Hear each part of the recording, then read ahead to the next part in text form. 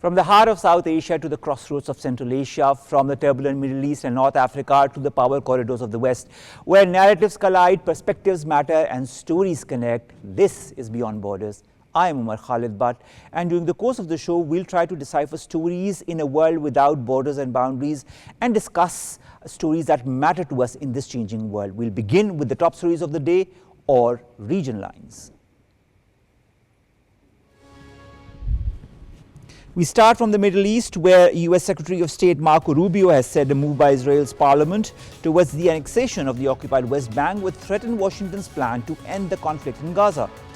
Meanwhile, Israeli atrocities continue in Gaza despite the ceasefire, as the World Health Organization reports that 15,000 Palestinians urgently need medical treatment and are awaiting evacuation. However, the Rafah border crossing remains closed despite the ceasefire agreement.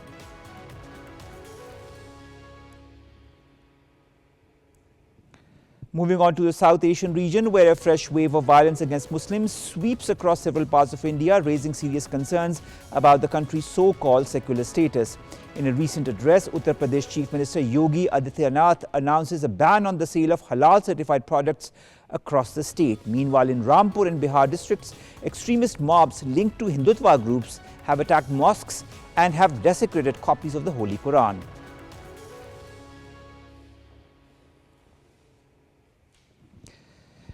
On South Asian air pollution, a thick layer of toxic smog blankets large parts of India and Pakistan as the air quality deteriorates to dangerous levels.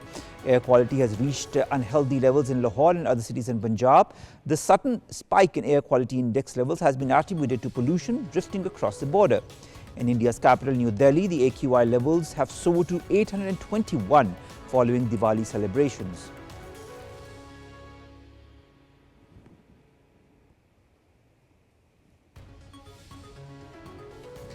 While in the West, the Trump administration imposes sanctions on Russia's two largest oil companies and urges Moscow to agree to an immediate ceasefire amid rising tensions.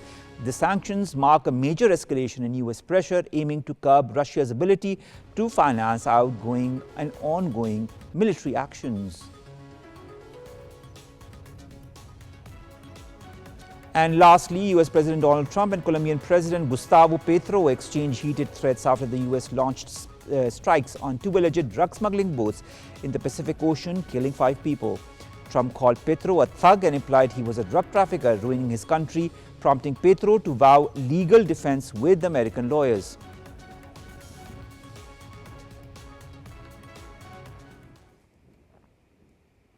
We'll begin our show, but before we begin, I'd just like to highlight a recent very important decision that has been taken by the federal cabinet that has unanimously approved banning the Tehreek-e-Labbaik Pakistan under the Anti-Terrorism Act. Now, this decision came after the Interior Ministry presented a summary to the Punjab on the request of the Punjab government. The cabinet was briefed on the group's violent and terrorist activities across the country, with senior Punjab officials attending via video link. Officials noted that the TLP that was formed in 2016 has reportedly incited unrest, leading to casualties among security personnel and civilians. The cabinet concluded that the group's involvement in terrorism and violence warranted the renewed ban. Now, this ban is very important under the current circumstances that, of course, we saw evolving in the Punjab region, the unrest that was there for the common man, and how such elements need to be curbed. And now the decision comes at the right time, under the right circumstances, and will pave the way for a stronger Pakistan and a Pakistan without such elements hindering the development or the success or the daily life routines of people in different areas of Pakistan, in this case, Punjab. Now let's begin with our stories, and we'll begin with the Middle East and North Africa. We will be talking about Israel's move to annex the West Bank. Today's date is 748, as we very well know, since the whole conflict between Hamas and Israel began. Now, the Knesset has given parliamentary approval to this controversial bill that seeks to impose Israeli sovereignty over the occupied West Bank. Will this be imposed or not, or will the US or other countries manage to deter Israel from doing so? More in the following report.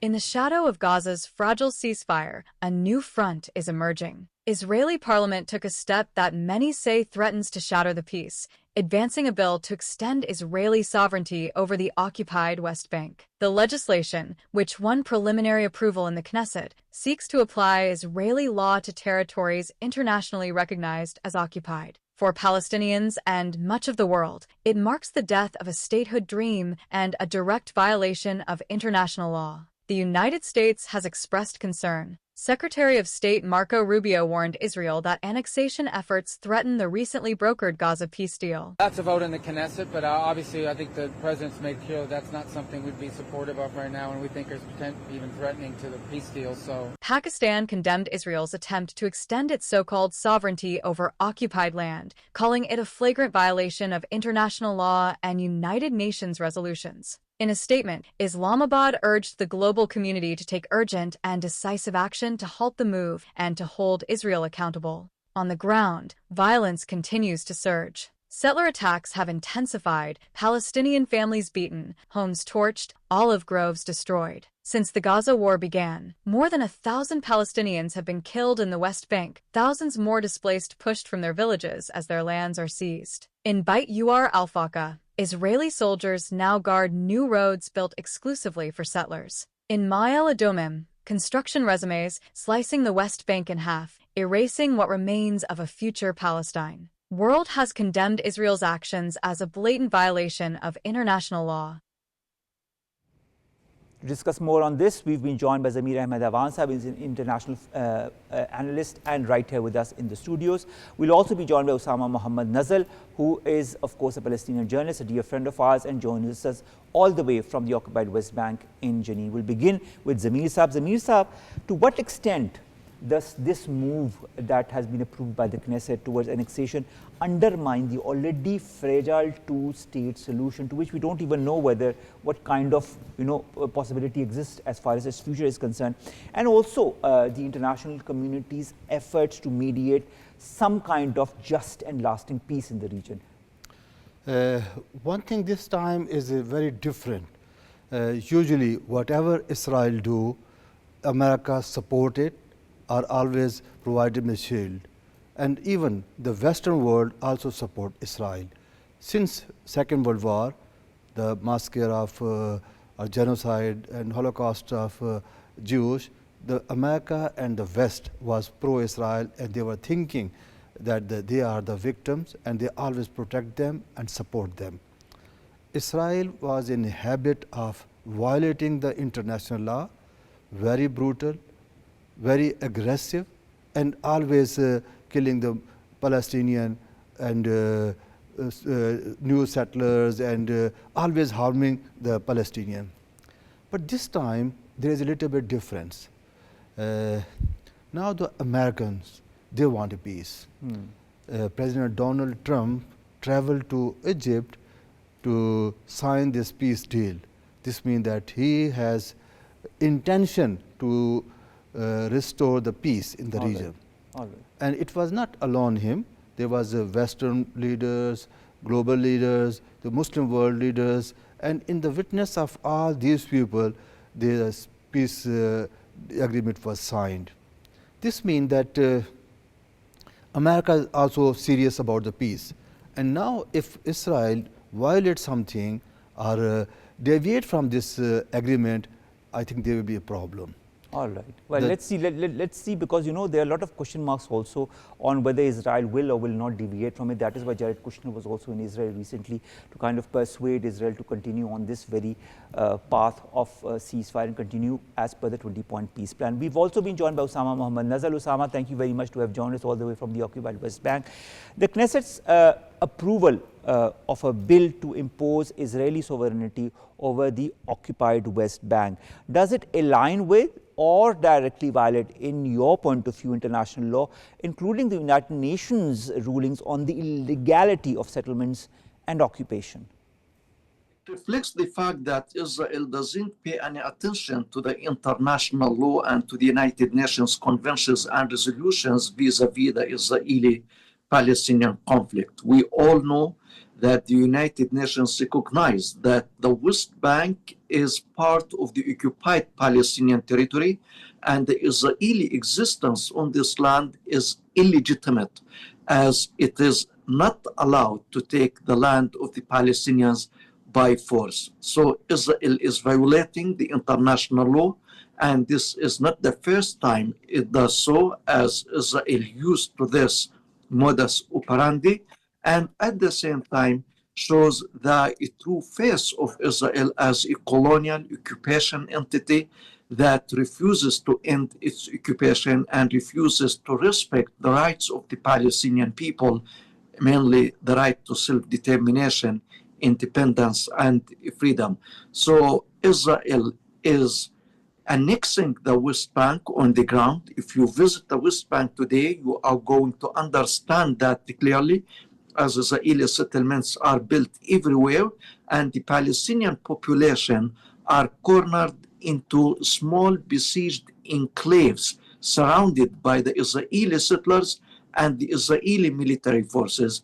And the aim of that bill is to formalize and officialize what is happening really on the ground.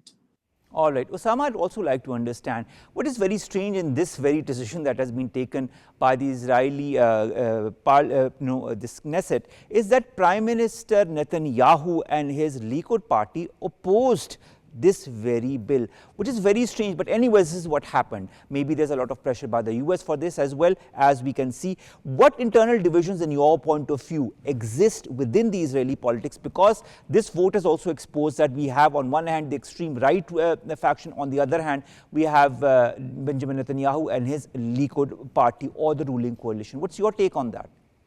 We need to understand that the other Israeli parties, including that of Smotrich and Ben Gvir, are the babies of Benjamin Netanyahu, and they don't dare to take any action or any move without Netanyahu's blessings. But you know that many American officials today are in Israel, including the American Secretary of State, and they told Netanyahu that he can't annex the West Bank. So he can't reject them directly and go and vote in favor of that bill. But instead, he told the Americans, okay, I'm against that step, but I can't force my position on the other parties of the coalition, giving the green light to the other parties in Israel to submit and vote on that bill. But there is no difference between Smotrich, Ben Gvir, and Netanyahu, as they all have the same mentality, the same mindset. Netanyahu never believed in the right of the Palestinian people to statehood, and he always worked to increase the number of the Israeli settlements and to support the Israeli settlers. And we need to understand that we have more than 130,000 Israeli settlers carrying their arms. And these arms and these weapons were given to them by the Israeli occupation government that is headed by Benjamin Netanyahu. So this is not more than a decoy or a ploy just in order not to get the Americans angry with him.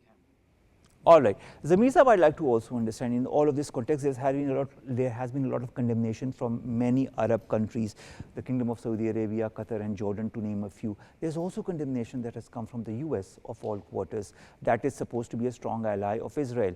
And the condemnation comes from very strong quarters. Is this vote, if it happens, if it is implemented, is it going to affect Israel's diplomatic standing in the Middle East and the West? Yes, I think that now the situation is very different. In the past, whatever Israel do, America was supporting. Even that America was using the veto power in the United Nations Security Council in the favor of Israel. But this time, I think America has a different point of view. And they have categorically asked not to annex West Bank. And they have forced Israel to sign the peace agreement. And if Israel keep on violating these things, there will be problem, there will be diplomatic setback for the Israel. All right. Before we move to our next guest, I'd like to ask one last question from Osama. Osama, what message does this annexation push sent to more than the 700,000 Israeli settlers that are present in the West Bank? Is this going to encourage them to further move ahead and to further occupy the lands and to further push Palestinians from the occupied West Bank? And what does all of this entail under international law?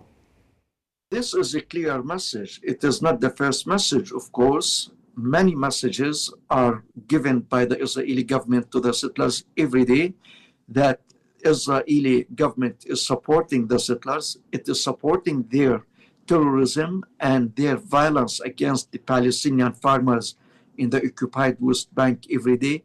It supports their attacks against the Palestinian women picking olives, and we all watched the Palestinian woman being clubbed by the Israeli settlers near the town of Ramallah in the center of the West Bank while she was harvesting in her olive grove. So the Israeli settlers have a big militia today, and this militia is playing the role of terrorists, Israeli terrorists who are acting against the Palestinians, beating the Palestinians, setting fire to the Palestinian houses, uprooting the olive trees belonging to the Palestinians. And all that happens under the supervision and under the auspices of the Israeli Prime Minister, Benjamin Netanyahu, and his government. All right. Thank you very much, Osama Muhammad Nazzal, to have joined us all the way from Jenin in the occupied West Bank and giving us the updates as they are happening from that region itself. We've now been joined by Sardar Masood Khan Sahab, who's a former ambassador and an extremely renowned figure when it comes to politics and diplomacy. Thank you very much, Masood Sahab, to have joined us. Masood Sahab, this preliminary vote by the Knesset, how do you view this? Is it a symbolic defiance of US politics towards ending this conflict within the Middle East, especially after President Donald Trump and Secretary of State Marco Rubio have publicly opposed this annexation plan? Well, preparations were made for this move several weeks ago, and this is not the first time that this subject has been broached in the Knesset of Israel. But this time, it has been pressed to a vote, and the margin is very thin, 25 to 24, 25 in favor, 24 against. But let's see what is involved here. As a matter of fact, I mean, let's look at the territories. These are truncated territories. I mean, Gaza and the occupied Palestinian territory. In between, you have the Israeli territory. So it's already truncated, and as previous guest was highlighting, that there are 700,000, as a matter of fact, 700,000 illegal settlers, Israeli settlers, in the occupied Palestinian territory. And there are some 160 illegal settlements. So even the occupied Palestinian territory is not free. They do not have their writ. They do not have the right to governance. So they are an occupied territory. And for all practical purposes, for decades, the Israeli occupation authorities have also been controlling the Gaza territory. Now they have made this move. It's very carefully choreographed, and I hope that this is not in pursuance of their incrementalist policies. Usually they take certain steps and then they give fait accompli not only to the Arabs or to the Palestinians, but also to their backers and allies in the West, especially the United States of America, because Israel has enormous clout in Washington, D.C. By that, I mean in the whole of the United States. So I think that although Secretary of State Marco Rubio has cautioned against it, but he hasn't condemned this move because they also want to keep Israel on their side. So it's a very well thought out move, and I would like to say that it was not part of the 20-point formula which was presented by President Trump. In fact, President Trump had assured the international community and all those Arab and Muslim countries who'd called on him and urged him to work out a peace plan, he'd guaranteed that this would not happen, the annexation of the occupied Palestinian territory with Israel, as Prime Minister Netanyahu had announced some time ago that this would not happen. But it is still happening, and there are many factions within the US Congress, and some hardliners may well support Israeli Knesset's resolution or the bill that is there.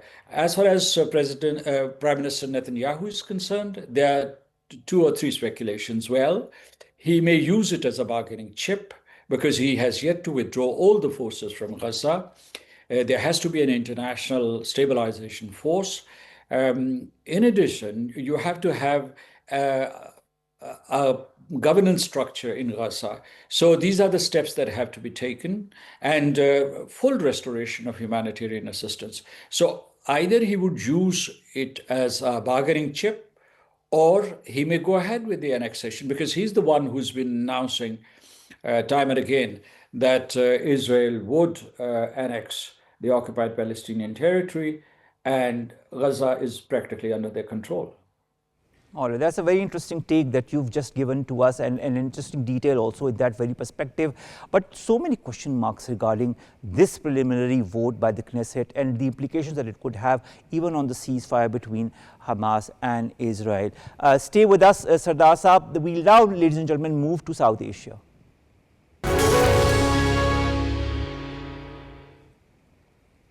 Our first story when it comes to the South Asian region is the rising anti-Muslim violence in India. Nothing new there, but we are seeing more and more of that happening.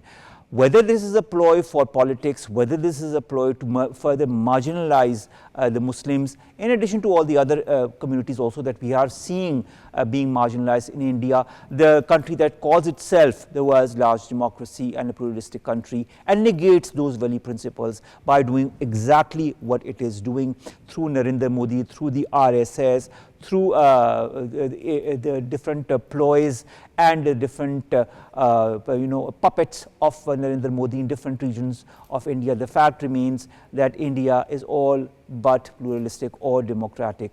To continue discussing on the anti-Muslim tirade of India, we continue to be joined by Sardar Masood Khan Saab as well as Zamir Saab. We'll begin with Sardar Masood Saab. Sir, how does India and how can India, in your point of view, reconcile its global image as the world's largest democracy with the Uttar Pradesh government's recent ban on halal certified products, a move that many see as a direct assault on Muslim livelihoods and religious freedom? And this is just a small example of so many examples that we've been seeing in the last few years and decades.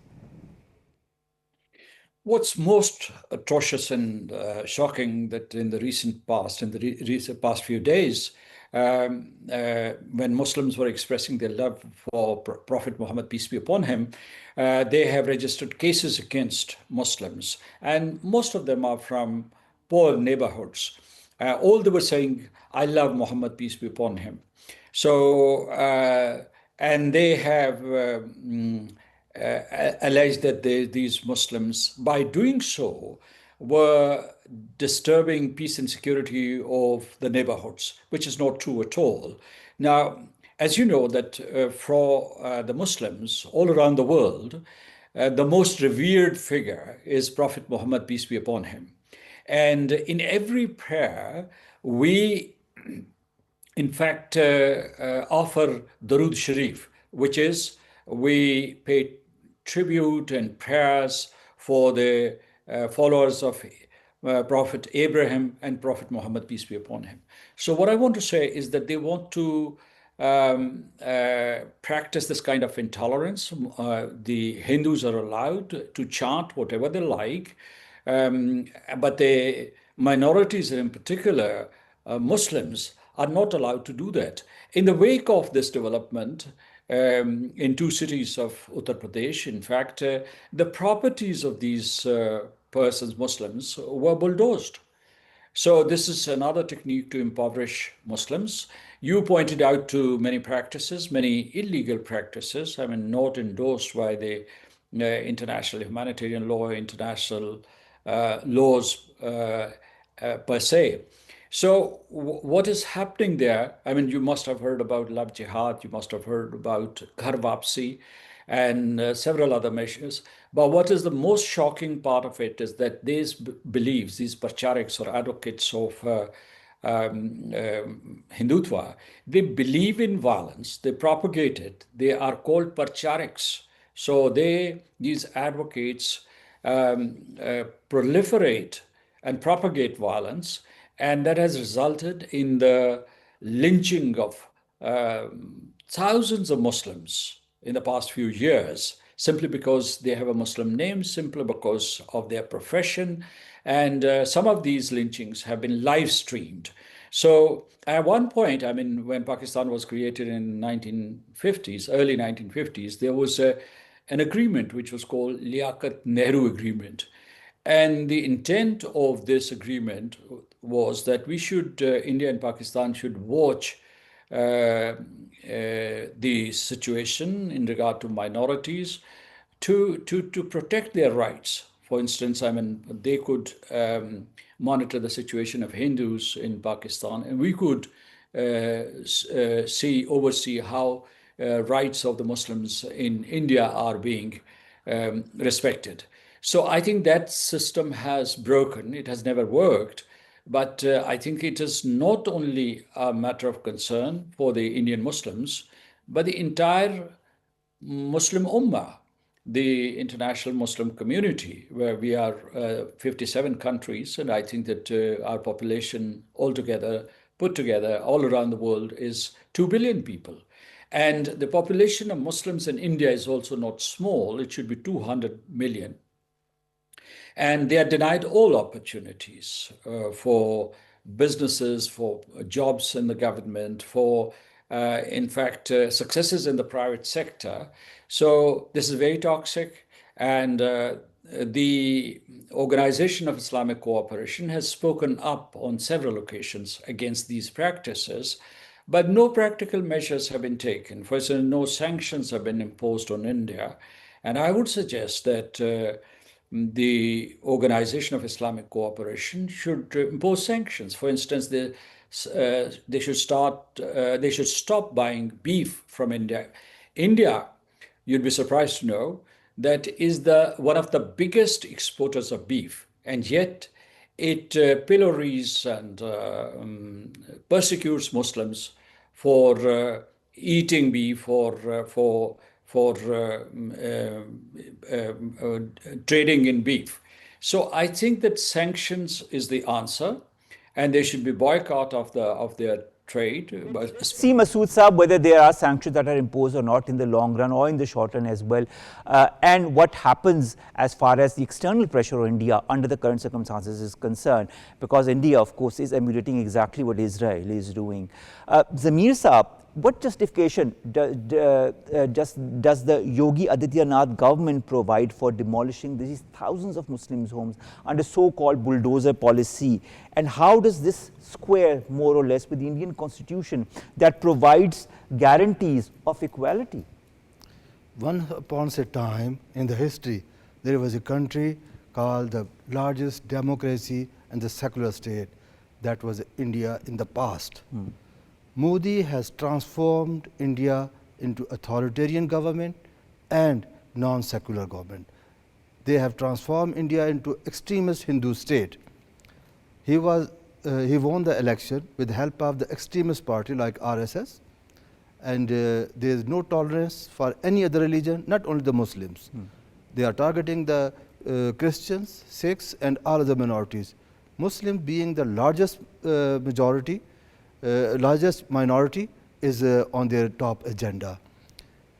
They are bulldozing the Muslims' house, they are damaging their businesses, they are harming their interest, and they are not protecting their civic rights. That's extremely dangerous. It is the open violation of human rights and open violation of Indian constitution also. And as Masood Khan Sahab has said, that the tool is that sanctions. I think that is the only way that they will be able to understand whatever atrocities they are committing or have been committing since so many years against their own minorities, whether they be Muslims or Dalits or Sikhs or Christians. Let's move towards our second story, ladies and gentlemen, and that also concerns South Asia, and that concerns smog. Smog that we see every year. And that is, of course, due to various reasons. We see it in India, and then this blows over to Pakistan side, and we see that in Lahore and in adjoining areas. And of course, we also see all the effects that it has on the health of people in the region, including especially the elderly and the children. We'll be joined by Ahmed Awan, who is the founder of Pakistan Air Quality Initiative. But before I begin asking questions from Ahmed, I also wanted to specially thank Sardar Masood Khan Sahab to have joined us for two important segments on Palestine and on India as well. Now over to Ahmed. Ahmed, thank you very much to have joined us. Both India and Pakistan, Ahmed, are facing these hazardous, toxic air quality. And the AQI index is just a barometer of what exactly the people are facing and will be facing in the coming weeks as well. How should these countries that are being affected, India and Pakistan, do the needful, whether on their own or in collaboration, in order to get rid of such effects and the reasons behind it once and for all? This air pollution is a shared problem. It's a transboundary problem. The air does not recognize any national or political borders. And in Punjab, on both sides of the border, we face exactly the same issues. We have large megacities, we have crop residue burning, we have brick kilns. So even the solutions should be shared on both sides of the border. We need to start opening up a dialogue, at least around this very pressing, this very clear and present danger of air pollution. All right, Abid, given this impact that crop burning has had in the region, why haven't successive governments, why have rather these successive governments failed to impose, this necessary rules as far as, the crop burning is concerned, or provided alternatives to farmers? The Punjab government today is doing a lot with their smog mitigation plan that was announced last year. Crop residue burning is one of the big programs that they're addressing, where there are tens of thousands of these happy seeders that are being given to the farmers at heavily subsidized rates to make it affordable. But that being said, the problem is so deep rooted today. This problem of accelerating the farming cycle, of getting rid of the crop residue as quickly as possible for the next sowing so that you can have a quicker harvest. Those are also addressable through other measures, which are not necessarily technological measures, but rather a step back towards the more traditional agricultural practices where the use of pesticides and fertilizers is reduced, towards more sustainable and regenerative agricultural practices. These changes take a long time because they're going to come through education and in effect a culture change of going back to the roots. That is yet to be addressed again on both sides of the border. All right, final question, Abid, I'd like a short answer to that. But what if you were to point out the three most important measures that need to be taken under the current circumstances by the government to check urbanized, unchecked urbanization, to check industrial emissions, or to check vehicular pollution in addition to the crop burning, what should they be? Our group, the Pakistan Air Quality Initiative, has recommended that they put in these real-time measurement instruments of transportation air pollution, where you're able to identify the heavy emitters immediately and restrict their movement within city centers. That is one proposal we have. The other, of course, for transportation is to enforce better fuel standards in terms of the fuel both that we're importing and locally refining. For industrial emissions, it's a bit longer term. There are certain heavy emitters, again, like brick kilns, which need to be shut down during smog episodes. But the rest of the industry has to be incentivized through green financing to upgrade their combustion methodologies, their boilers, so that they're more efficient. So very much, Abid Umar, to have joined us and to have given us a brief outlook of what is happening and what needs to be done under the current circumstances. Ladies and gentlemen, we all know that the smog season is upon us, and it is also upon the people in Delhi. Let's hope we manage to curtail it this year around. Let's now move towards the West.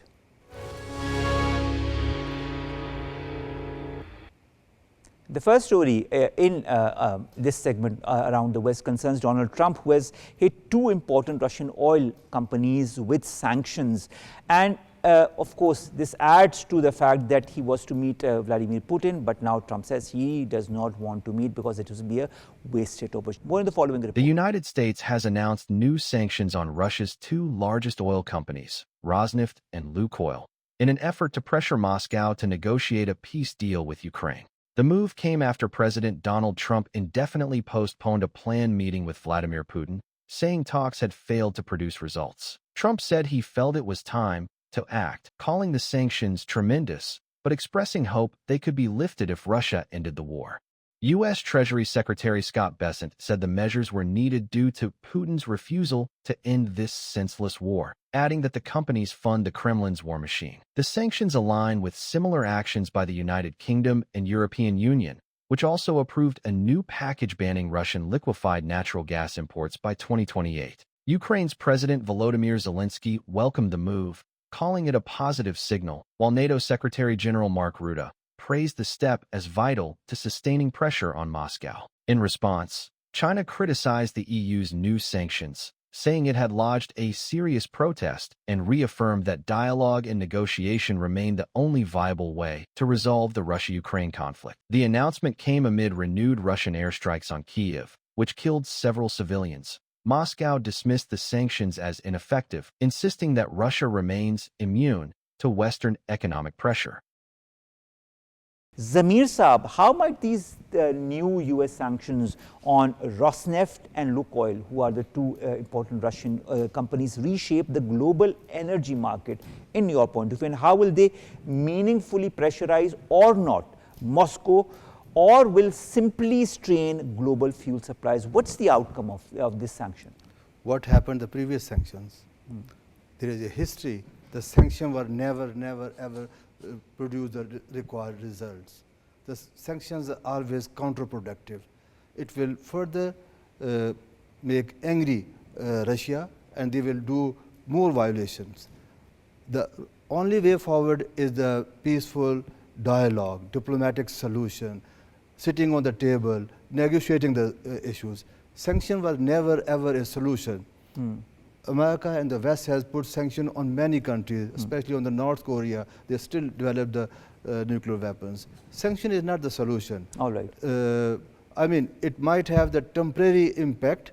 The oil prices might shoot up and some countries might suffer, but in the longer run, they will manage the other alternates. Sanction is not a solution. It's never ever productive. All right, but you know, when you look at the talks as well, the talks haven't had that outcome that maybe Donald Trump wanted, or wanted to show the world that there could be, because he was very much in for talks with Putin, but the previous talks have held no results. And looking at the current state of affairs, we see the desperation as far as the Western point of view is also concerned. Does Donald Trump's decision to shelf talks with Vladimir Putin, does this indicate a loss of confidence in direct diplomacy, or is this a pressure tactic? I think it is a pressure tactic only. Every war, at the end, there is a negotiation. There is a peaceful dialogue. I mean, every war ends with the negotiation, the settlements. Even the sanction or the war on the ground, you might win it, but still, the solution is not the military force. Ultimately, they have to go to the negotiation, the peace agreement. So I think this is only pressure tactics, and he was optimistic. Donald Trump was very optimistic that he will convince President Putin, and during this Alaska meeting, they have agreed upon something, but on the ground realities, they are a little bit different. So even though there is a deviation from the Alaska talks, still the way forward is the negotiation. That is so true. Way forward is a negotiation, and I hope those negotiations do happen. Shazia Malik, international political analyst, joins us all the way from Canada. Shazia, thank you very much to have joined us. You must have been hearing what we've been talking about as far as the Russia-US row is concerned. It's not a row, but it's kind of, I see it more as a pressure tactic from the US side. But remember that Ukraine also demanded sanctions on Russian companies. This is what Donald Trump has now delivered on by putting sanctions on 2 Russian companies. Do these measures, or will these measures prove to be a turning point as far as America's stance is concerned, or are they merely symbolic in your point of view? Thank you very much for the opportunity, Omar, once again. No, I think they are not really going to dent Russia so much, because Russia, they think that it all depends on oil economy. But Russia, since long, has diversified its economy. And so it's not also dependent on West to buy its oil. Its 2 biggest buyers are China and China and India. So Indian Ministry of External Affairs has already said that they are still looking at how to move forward. And even their bigger companies like Bharat Petroleum and Hindustan Petroleum, they are also looking at ways. But for such a huge consumer market, it's going to be very difficult not to buy this much of cheap oil from Russia and look towards the other side. Same is the case with China. China has hit really hard on the European Union and the Trump administration, saying this decision does not have any standing in the international law. This should have come from the United Nations Security Council. So I don't think so it's going to hurt Russia a lot. And so this is just a power tactic from their side. This war could have stopped in 2020. But it's just the European Union that wants to drag this, and they dragged it since then. And they want to bring in US again, time and again, because US has the money and the human capital to keep this war going. But Mr. Trump is very much against it. He wants to actually clear up this Biden era mess that was created. So he likes Putin very much. He says, I talk to him every time, he agrees, but then at the end, nothing happens. So I think in the end, they have to sit down and talk. You talk about, Shazia, you talk about the European pressure. You say that the EU is all hell-bent in, and they are pushing Ukraine and trying to, involve the US as well as far as this conflict is concerned. This conflict could have ended earlier had it not been for the EU pressure. Now, the European allies are imposing also parallel sanctions, on Russian companies. They want to phase out Russian energy imports. Do you feel that this transatlantic coalition can sustain a unified front without triggering economic backlash at home? Okay. So what do you think about Hungary? What do you think about Slovakia? Are they going to, side with them?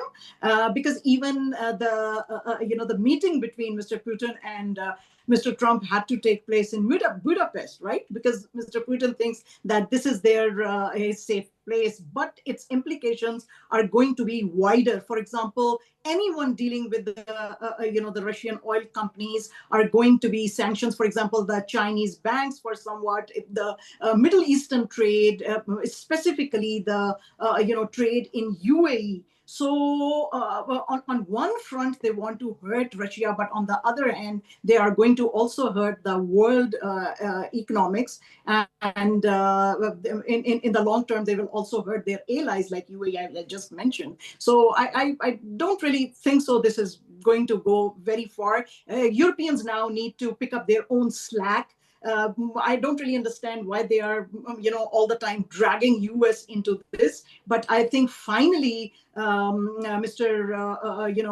Trump, who is going to for this summit towards Asia, he's going to meet in Malaysia, in other places like Japan and all, and he is touted to meet Mr. Xi Jinping. So I think the big powers are going to sit on the table and resolve this. Let's hope, Shazia, that the big powers do sit together and, take out the logical conclusion from thorny issues such as these, because it is high time we end conflicts around the world and people can finally heave a sigh of relief. Another point of tension, Shazia, is the row between the US and Colombia, and there is so much that is happening on that front as well. Alleged, the attack on the alleged drug smuggling boats, the people that have died, the reaction that came from the Colombian president, and US president calling Gustavo Petro a thug and cutting military aid to Bogota. How, in your point of view, are these escalating hostilities reshaping a 2-century-old alliance between US and Colombia? Okay, this is a very interesting question, Omar, for the simple fact that Colombia had a very long,